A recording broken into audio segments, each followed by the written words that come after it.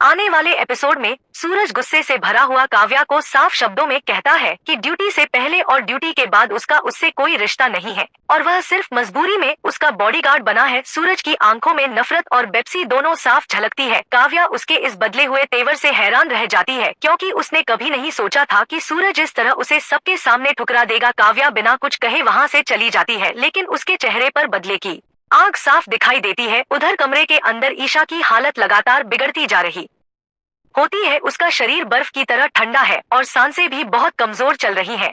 सूरज की बहन उसके सिर पर गीला कपड़ा रखे हुए है और बार बार भगवान से प्रार्थना कर रही है कि ईशा को कुछ ना हो। जैसे ही सूरज कमरे में प्रवेश करता है और ईशा को इस हालत में देखता है तो उसके सब्र का बांध टूट जाता है। उसकी आंखों से आंसू अपने आप बहने लगते हैं। वह ईशा के पास बैठकर उसका हाथ थाम लेता है और खुद को कोसने लगता है कि उसकी वजह से ईशा को इतना दर्द सहना पड़ा।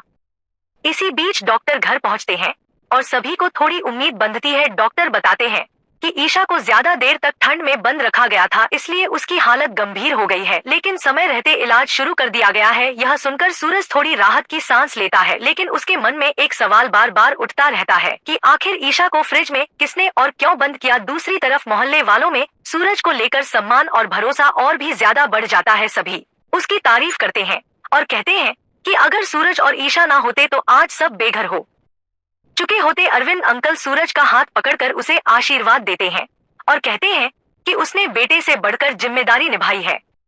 लेकिन कहानी में नया मोड़ तब आता